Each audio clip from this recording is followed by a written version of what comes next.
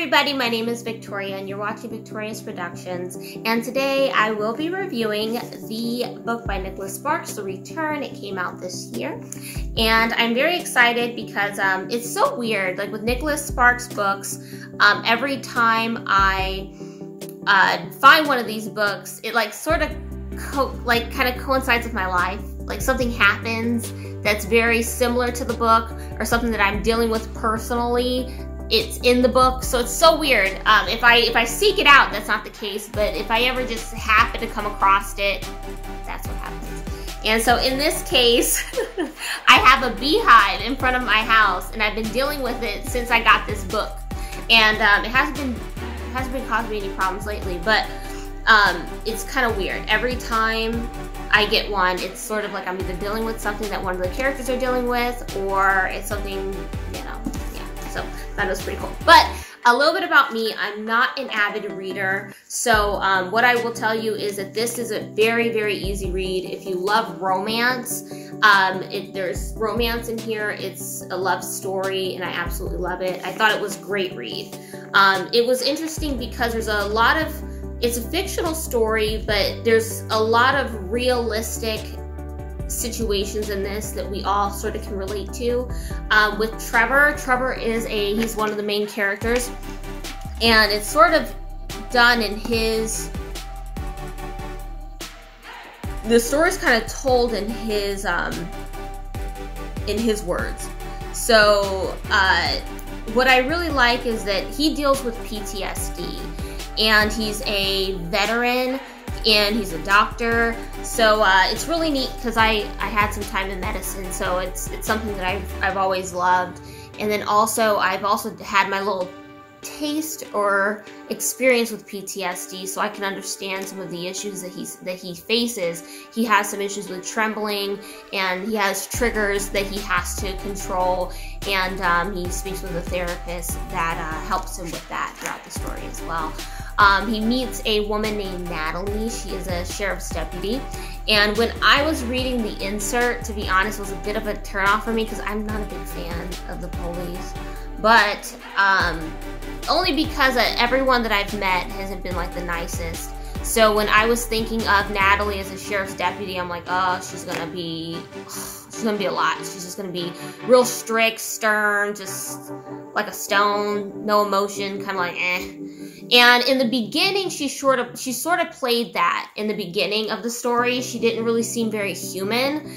She seemed very like off-putting. She wasn't very friendly to me. Even when Trevor was trying to get to know her, she was kind of like, get away from me, dude, like back off. And I didn't like that. I don't like the playing hard to get type of person. I'm very romantic. I'm very like open, and like I'm just that type of person. So I wasn't a big fan of Natalie in the beginning, but as she started to break down and Trevor started to break down the barriers with her, she started to become more human. So I did like that. She started to become like a woman. She started to become very like soft and, you know, like a human. I don't know how to really explain that, but there's a dilemma in their relationship, and I don't want to spoil it, but I'm going to spoil it because I kind of have to really express the situation. So Natalie, if you haven't read the book, don't listen to the rest of this. Stop here. I don't want to spoil it for anybody, because once you get to this, it's towards the end of the book, and when you figure out what her dilemma is and why she has these walls up, you start to actually have some compassion for the girl. You're like, damn. And it's weird because all of Nicholas Sparks' books, they have a dilemma towards the end. You're like, oh my goodness, okay, so that's why this person's been acting this way, and she's not giving herself to the relationship. And her husband ends up having a headache and goes into a coma, and then never wakes up and is in a coma. And he's like a really rich kid, or rich young man, and his family has a lot of money, so they're keeping him alive. And she's married to him, and she was in love with him. They had, you know, they were absolutely in love. And then he gets into this coma, and she doesn't know what to do. She has absolutely no idea what to do. So she meets Trevor. Yeah, she meets Trevor, and she falls in love with him, but she's like, I can't give, like, within herself, she's like, I can't give myself to you because my husband is still here. he's still alive in a sense, even though he's not like actually verbally talking to me. So I'm still married to him, and my vows are still here because he has not passed. So although I'm in love with you and I want to like run off with you, I can't, because I'm tied to somebody. And in that case, you know, I really respect her for that, because I know it's like, Victoria, why are you reading so into it? Because it's fake, but at the same time, it's like, some people actually deal with this stuff. Like, they really do deal with this stuff, and I can't even imagine. So I was like, wow. And Trevor could have been selfish and said, no, leave him. He ain't gonna say nothing anyway. Like, he could have responded anyway, but he didn't. And I had a lot of respect for Trevor, because he was able, it takes a strong person to not be selfish during that and just be like, you know what, deal with what you have to do, and just trust that things are going to work out. And yeah, so a lot of stuff happens with that. Now, there's another person in this book that I really liked, and it was Callie. She is kind of what brings their two lives together. Callie, she ran away from home. This is another spoiler. Please don't keep listening to this if you haven't read the book yet, but it's another spoiler. But Callie, she is a young girl who ran away from home. And she's living in New Bern, North Carolina, right next door to Trevor's grandfather's house, which is where Trevor's staying at right now because his grandfather passed.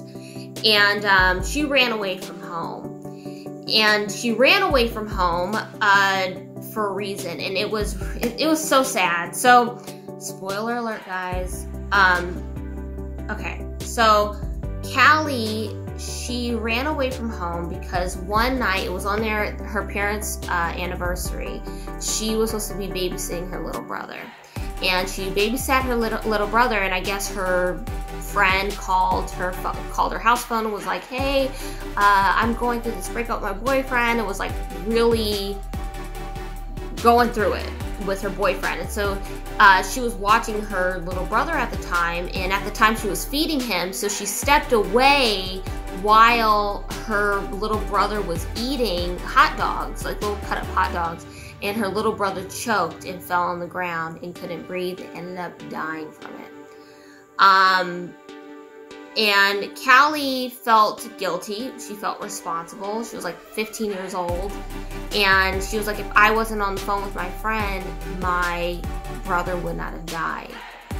And she blamed herself. And she overheard her parents blaming her in the other room as well. And she ran away. One day she just ran away, went to New Bern, North Carolina, and was living in Trevor's grandfather's barn. And then Trevor's grandfather found her and helped her kind of get on her feet and get a trailer and get some furniture and get her a job so that she could so that she could work and be able to live, And so Trevor's grandfather and Callie became very close because, I think that his grandfather kind of saw that she didn't want to share who she really was, but she was scared. She wanted to just she didn't want anybody to know about her past. And so something ended up happening where Callie ended up passing out, and they found out that she has like a rare cancer or something like that, and she needs like a bone marrow transplant. Well, the only way for her to get the bone marrow transplant and get like an active match is to find her family. And so it's kind of odd because it's like, I feel like the world kind of works in this way, in a way, and it's like God was kind of working in the background for her in the story. It's like, she runs away from home because, she can't even live her old life because she feels guilty, and she feels like she's the one who totally let her family down, and she's responsible for her brother's death, and not even understanding that she's a child and she just made a mistake, and we all can make mistakes. So it was kind of like God's way of bringing her back to her life, and her being able to forgive herself for that situation. But it was like all of this that had to happen in order for that to happen, and all that she really wanted was for her parents to forgive her and to forgive herself, which she couldn't really do. So I really felt bad for Callie. Callie, I've been in situations like similar to Callie's situation, not exactly quite, but I really liked her story. But I love the book. I think the book was phenomenal. I really liked it. So I give it a definite 10, especially 10 for an easy read, 10 for romance. So if you love romance, read the book, The Return by Nicholas Sparks. I hope you guys enjoyed my review of it, and leave your comments down below if you have read the book, The Return. I'm curious to know what you thought of the story and what you thought about Trevor and Natalie's relationship and Callie coming back home. So I hope you guys liked it, guys.